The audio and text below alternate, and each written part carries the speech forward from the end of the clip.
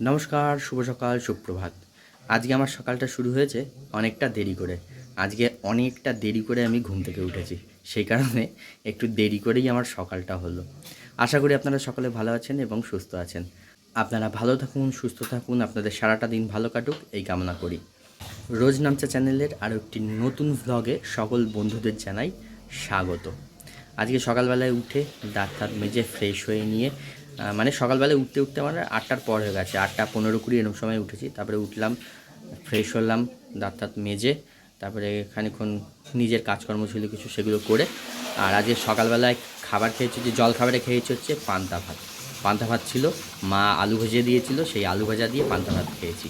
খাওয়া দাওয়া করে নিয়ে এখন ঘরে এসেছি। ঘরে এখন এডিটিংয়ের কাজ আছে কিছু। আমার আগের দুটো ভিডিও করা আছে, একটা ভিডিও এডিটিং করব, আর একটা ভিডিও থাকবে এখন পরে করব। তো সেই এডিটিংয়ের কাজ এখন করব। এডিটিংয়ের কাজ করার পর তারপরে আবার দেখা হচ্ছে। এডিট করছিলাম, এডিট করতে করতে এখন দুপুর হয়ে গেছে। আর এদিকে মায়েরও রান্না হয়ে গেছে। তো এখন দুপুরবেলায় খেতে বসবো। আর মা আজকে দুপুরবেলায় রান্না করেছে হচ্ছে এই যে লাল শাক ভাজা, বড়ি দিয়ে করেছে এটা, লাল শাক ভাজা।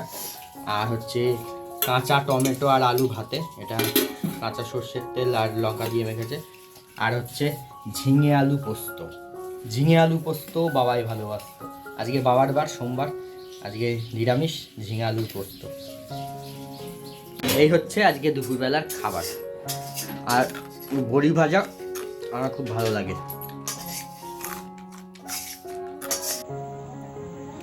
দেখুন বন্ধুরা, এইটা একটা আমি মাটি দিয়ে আপেল তৈরি করছি। এই যে এই আপেলটা মাটি দিয়ে তৈরি করছি, কারণ হচ্ছে ওই যে পলাশের ছেলে আছে পকাই, ওর স্কুলে মাটির হাতের কাজ দিয়েছে, তা হাতের কাজে বলেছে আপেল তৈরি করতে। সেই কারণে আমি একটু চেষ্টা করছি মাত্র এরকম একটা আপেল তৈরি করার মাটি দিয়ে। তা এটা আমি কালকে করেছিলাম, কালকে করে এটা রোদে শুকিয়েছি। শুকিয়ে নেওয়ার পর এখন এই যে রং এনেছি, সাদা, কালো আর লাল, 3 রকমের রং আছে। এই রং দিয়ে এখন এই আপেলটা রং করব। এখন এটার মধ্যে আগে সাদা রং করে নেব, কারণ হচ্ছে সাদা রং না করে নিলে অন্য যে কোনো রং করলে মানে রংটা লাগবে না আর কি। সে কারণে প্রথমে আগে সাদা করে নেব এটাকে।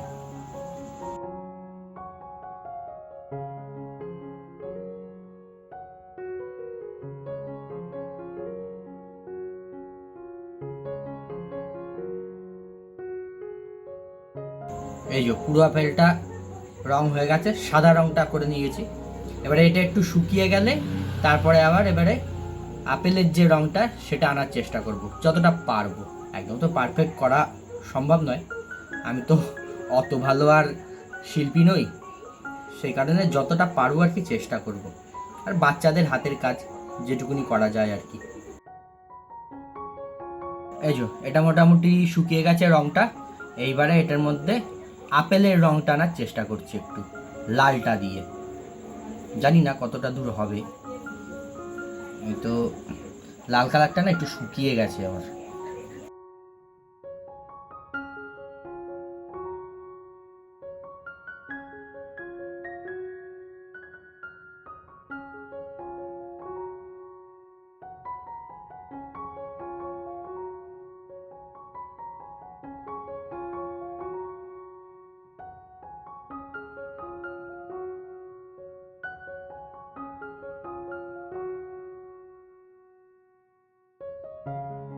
এই যে মোটামুটি একটা কালারে এনেছি। আর আমার কাছে যেহেতু লাল রংটা একদম শেষ হয়ে গেছে, এটা শুকিয়ে গেছে, শেষ হয়নি, ছিল কিন্তু শুকিয়ে গেছে রংটা, সেই কারণে একটুখানি আলতার ব্যবহার করে নিলাম। এই যে দেখা যাক এবারে কতটা কি করতে পারি।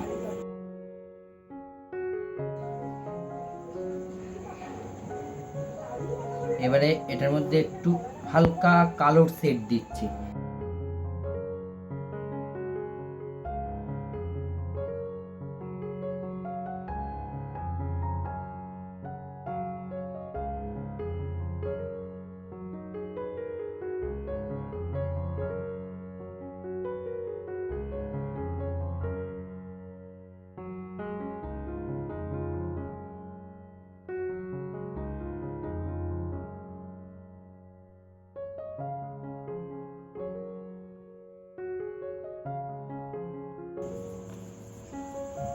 মোটামুটি এই জায়গায় এসছে। এখন দেখা যাক এখন কতটা কি করা যায়। লাগছে আপেল আপেল? একটু কমেন্ট করে বলবেন।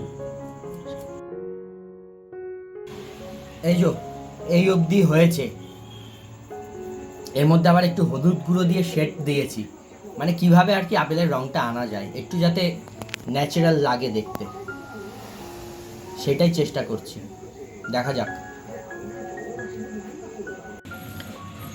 এই যে আপেল তৈরি হয়ে গেছে, মোটামুটি একটা পদে হয়েছে।